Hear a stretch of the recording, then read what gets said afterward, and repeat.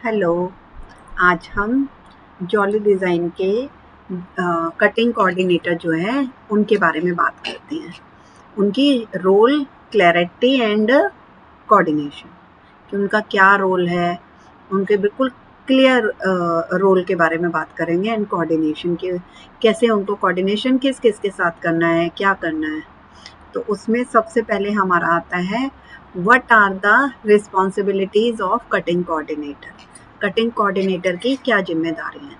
Cutting coordinator jolly design में order की पूरी कटिंग को संभालता है, शुरू से लेकर एंड तक। उनकी जितनी भी कटिंग की प्रक्रिया के अंदर जो जो आता है, जैसे कि प्लानिंग करना, अलग अलग विभाग मतलब अलग अलग डिपार्टमेंट के साथ तालमेल बनाना, डाई कटिंग करवाना, आपके पल्ले अरेंज करवाना, ये सारा का सारा काम कटिंग कोऑर्डिनेटर का होता है। अब मेन रिस्पॉन्सिबिलिटीज़ क्या है उनकी। सबसे पहला है मर्चेंट से बीओएम लेना। सबसे पहले वो क्या करेंगे, आपका काम तब शुरू होता है जब मर्चेंट आपको बीओएम देता है। बीओएम में ऑर्डर के लिए सभी जरूरी सामान जैसे कि फैब्रिक, एक्सेसरी की लिस्ट होती है। आप उसको देख करके अपने स्टोर वालों से वो सारा का सारा सामान चेक करवाते हो। सामान की उपलब्धता चेक करना, जैसे ही आपको बीओएम मिल जाता है, बीओएम मिलने के बाद फैब्रिक स्टोर और एक्सेसरी स्टोर से बात करके ये पक्का करें कि ये सभी जरूरी सामग्रियां उपलब्ध है कि नहीं है। अगर उसमें कुछ कम है या गायब है तो आपको एक दिन के अंदर अंदर अपने मर्चेंट को व्हाट्सएप पर बताना है। मैं क्लियर कर रही हूँ, आपको व्हाट्सएप कर देना है कि ये सामान आपका इसमें नहीं है, इस एसओ के अगेंस्ट नहीं है। क्योंकि अगर आप ऐसे ही बोल दोगे कि हाँ जी मैंने बता दिया था, कल को 10 दिन के बाद अगर पूछा जाए तो किसी को याद नहीं होता है। तो आपको सेफर साइड पे उन्हें व्हाट्सएप ही करना है। लेज़र कटिंग की योजना, उसके बाद आपको लेज़र कटिंग के लिए भी सारा का सारा आप ही के अंडर में होगा। जैसे कि सामग्री तैयार हो जाए, ऑर्डर और डिज़ाइन के अनुसार फेल्ट कपड़े की लेज़र कटिंग की योजना बनाएं। इसमें आपकी करतार जी हेल्प करते हैं। करतार के पास डिज़ाइंस होते हैं, आपको जो भी बुक्स का या ट्रैवल बडी का जिसका भी आपको बुक कटवाना है, जिसका बीओएम मिला है, वो आप करतार सर से पेन ड्राइव में डिज़ाइन लोगे और ऊपर जो लेज़र कटिंग पे लड़के हैं उनको दे करके वो कटवाओगे।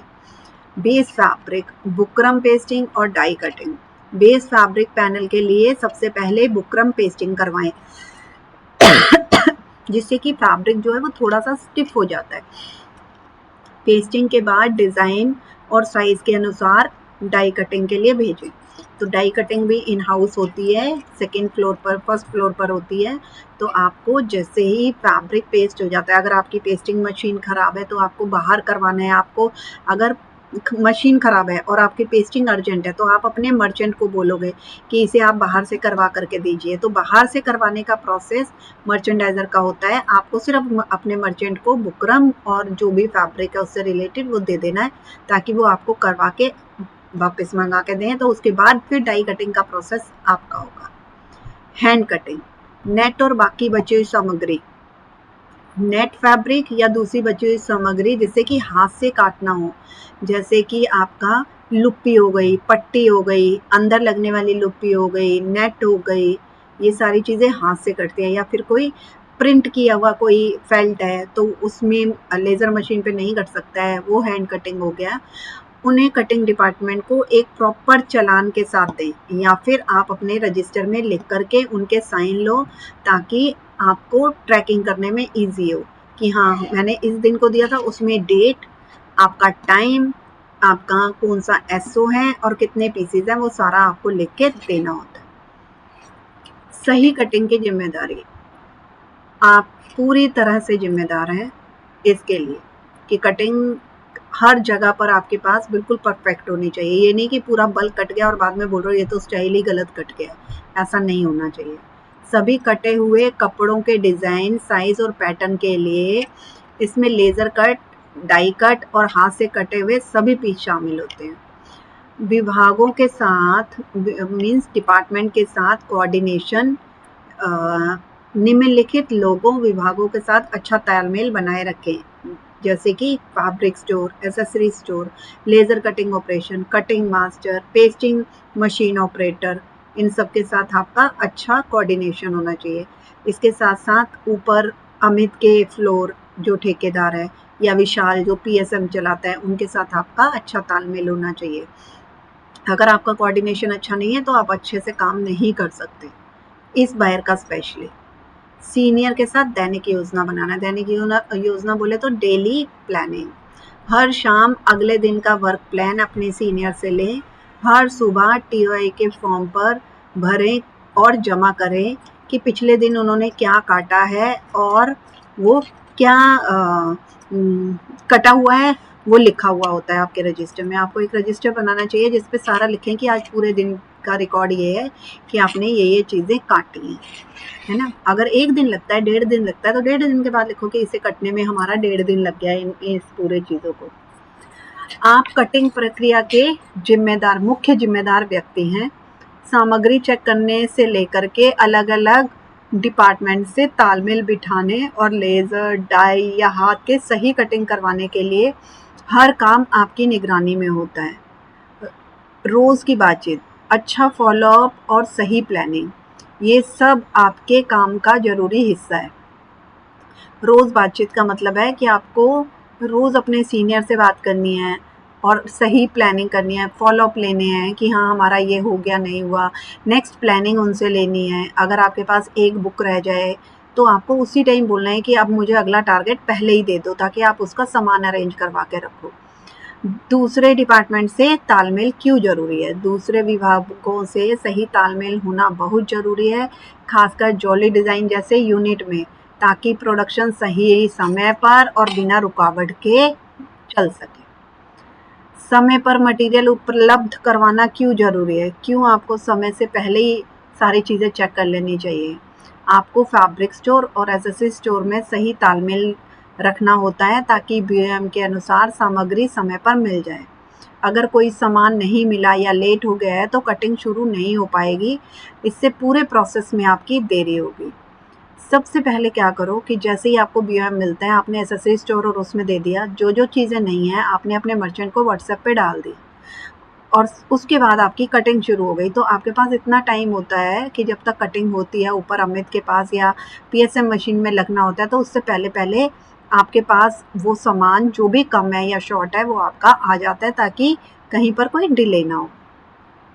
कटिंग में गलती से कैसे बचें? आपको मर्चेंडाइज़र और कटिंग मास्टर के साथ मिलकर काम करना होता है या होगा, ताकि डिज़ाइन, साइज़ और पैटर्न ठीक से समझ सकें। डिज़ाइन या नाप में कोई गलती ना हो, सामग्री की बर्बादी और समय की हानि होती है। अगर आप ये सब चीज़ नहीं करते हो तो पूरी की सारी चीज़ें आपकी वेस्ट है। अच्छी योजना और काम का बहाव मीन्स वर्क फ्लो के लिए रोज़ाना सीनियर के साथ तालमेल से अगले दिन काम कैसे करना है यह तय करने में मदद मिलती है। इससे यह भी सुनिश्चित होता है कि लेज़र, हाथ या डाई कटिंग समय पर पूरी हो जाए और अगला डिपार्टमेंट उसे ले सके। अगला डिपार्टमेंट बोले तो अमित का फ्लोर या फिर पीएसएम फ्लोर या फिर सैम्पलिंग में बन रहा है तो सैम्पलिंग वाले। कटिंग कोऑर्डिनेटर किन किन प्रमुख लोगों से बातचीत करता है? कटिंग कोऑर्डिनेटर, अब देख लो आपका कहाँ कहाँ आपकी मतलब कि आपका तालमेल होना चाहिए या किससे कोऑर्डिनेट होना बहुत ज़रूरी है। कटिंग कोऑर्डिनेटर कई ज़रूरी लोगों के साथ लगातार संपर्क में रहता है ताकि कटिंग का काम सही तरीके से हो सके। जेडी टीम कॉन्ट्रैक्टर, कौन है कॉन्ट्रैक्टर? अमित है। कटिंग कोऑर्डिनेटर अमित के साथ मिलकर हर ऑर्डर का काम, समय सीमा और कटिंग की ज़रूरतें समझता है। कटिंग कोऑर्डिनेटर किन लोगों से तालमेल करता है? फैब्रिक स्टोर से। नंबर 1, फैब्रिक स्टोर से सही कपड़ा सही मात्रा में लेने के लिए कटिंग कोऑर्डिनेटर करते हैं ताकि कटिंग समय पर हो सके। एसेसरी स्टोर, बटन, धागा, जिपर या अन्य ज़रूरी सामान, फेविकोल, आपका तंगोस, धागे जितने भी हैं, कटिंग से पहले या बाद में ज़रूरत हो लेने के लिए एसेसरी स्टोर से भी तालमेल रखते हैं। लेज़र कटिंग ऑपरेटर, डिज़ाइन का सैंपल या ऑर्डर के अनुसार एक्यूरेट कट करने के लिए लेज़र कटिंग टीम के साथ भी काम करवाते हैं। फिर पीएसएम मशीन, विशाल के साथ तालमेल रखते हैं जो पीएसएम मशीन, पीएसएम का मतलब होता है पैटर्न स्विंग मशीन, चलाते हैं ताकि खास डिज़ाइन या कटिंग का काम पूरा हो सके। पीएसएम पे सिर्फ और सिर्फ डिज़ाइन ही बनता है या बुक बनती है, ठीक है। जैसे आँख नाक मुंह बन जाते हैं उसके। Hand cutting master, JD coordinator hand cutting master का समर्थन और गाइड करता है ताकि कपड़ा दिए गए डिज़ाइन और पैटर्न के अनुसार काटा जा सके। अभी तो ये जो मास्टर है इन्हें तो पता है कि आपका लुप्पी कैसे कटनी है, पट्टी क्या कटनी है, साइज़ क्या होता है, या अंदर जब बुक बनती है तो अंदर कैसे पट्टी लगनी है ना, वो सारी चीज़ें। या फिर इलास्टिक डल रहा है, जैसे आपकी कोई ट्रैवल बडी है, स्नेल ट्रैवल बडी है, उसमें बीच में गर्दन खड़ी करने के लिए स्नेल की इलास्टिक डलता है, उसके ऊपर कपड़ा लगता है, वो हैंड कटिंग होती है। क्या साइज़ होना चाहिए, कितने साइज़ में कटना चाहिए, वो सब आपको पता होना चाहिए। ऑर्डर की डिटेल कंफर्म की, जेडी मर्चेंट लगातार संपर्क में रहते हैं, आप मतलब हमेशा उनके साथ संपर्क में रहते हो ताकि ऑर्डर की डिटेल कंफर्म की जा सके, डिज़ाइन में बदलाव या अप्रूवल मिल सके, कटिंग के दौरान आने वाली किसी भी समस्या का समाधान किया जा सके। इन शॉर्ट, कटिंग कोऑर्डिनेटर एक ब्रिज की तरह काम करता है जो अलग अलग विभागों से जुड़ता है। ये सुनिश्चित करता है कि सारा माल तैयार हो गया है, मशीन और लोग सही ढंग से काम करें और ऑर्डर योजना के अनुसार काटे जाएं। कटिंग कोऑर्डिनेटर की प्रायोरिटीज़ को कैसे संभालता है कि क्या चीज़ अर्जेंट है। अगर आपको 10 ऑर्डर मिले हैं तो उसमें से क्या प्रायोरिटी है, आपको कैसे उसको उस पर काम करना है। कटिंग कोऑर्डिनेटर पूरे काम को व्यवस्थित रखकर, डेडलाइन को समझकर और सभी विभागों से तालमेल बनाकर प्राथमिकता को संभालता है, अपनी प्रायोरिटी को संभालता है। ऑर्डर की डेडलाइन समझना, सबसे पहले यह देखा जाता है कि कौन सा ऑर्डर ज़्यादा ज़रूरी है या जिनकी डिलीवरी जल्दी है, उन ऑर्डर को प्राथमिकता दी जाती है जिसकी शिपमेंट डेट सबसे पास हो। तो जैसे आपको तो जैसे मान लो 10 तारीख या 15 तारीख या 30 तारीख ऐसे आपको मिलता है कि इस डेट तक आपको काटनी है, लेकिन उसके अंदर अगर 5 बुक्स का आपको ऑर्डर मिला है तो वो भी आपको अपने मर्चेंट के साथ कोऑर्डिनेशन करके ये देखना है कि पहले कौन सी काटनी है, फिर सेकंड नंबर पे कौन सी काटनी है, थर्ड पे। ये सारी नंबरिंग भी आपको अपनी सीनियर मर्चेंट से लेनी है या फिर एमएम से लेनी है। ज़्यादा से ज़्यादा चीज़ें आप अपने मर्चेंट के साथ डिस्कस करो, अगर बहुत ज़्यादा फंसते हो तब अपने एमएम के साथ बैठ करके उसे क्लियर किया करो। जेडी मर्चेंट से तालमेल, वे जेडी मर्चेंट से बात करते हैं ताकि यह तय हो सके कि कौन सा डिज़ाइन या पीस पहले कट होना चाहिए। अगर कोई डिज़ाइन बदला गया हो या किसी अर्जेंट ज़रूरत है तो शेड्यूल में बदलाव किया जा सकता है। जैसे अगर जॉली डिज़ाइन के अभी आए हुए हैं तो उनको अगर अर्जेंट में कुछ चाहिए और तुम्हारी ऑलरेडी पाइपलाइन में चल रहा है तो उनके साथ बाय हैंड कैरी करने के लिए जो अर्जेंट सामान है पहले कटेगा, तो उसका प्लानिंग आप अपने उनसे लेकर के मर्चेंट से लेके फटाफट पहले वो काट के दो ताकि काम ईजी हो और ये सिलाई होकर के जल्दी से बन के आए। कपड़े और सामग्री की उपलब्धता की जांच, यदि कपड़ा या सहायक उपकरण उपलब्ध नहीं है तो कटाई में देरी हो सकती है, इसलिए यह सुनिश्चित करें कि कपड़ा, सहायक उपकरण स्टोर से सामग्री पहले ही उपलब्ध हो। यदि कोई चीज़ छूट गई है तो देरी से बचने के लिए तुरंत उसका पता लगाते हैं।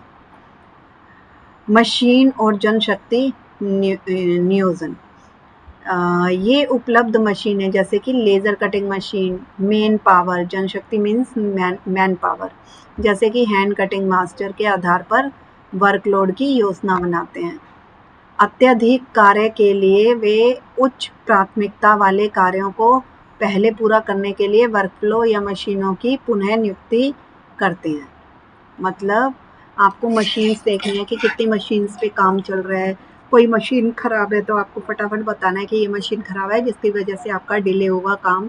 जैसे कि लेज़र कटिंग मशीन मान लो 5 है आपके पास और अगर 5 भी आपकी सफिशिएंट नहीं हो रही हैं, आप टारगेट पूरा नहीं कर पा रहे हो, तो आपको अपने मर्चेंट को बोलना चाहिए कि हमें और मशीन चाहिए या शिफ्ट बढ़ा लो, कुछ इस तरह से काम करो, है ना।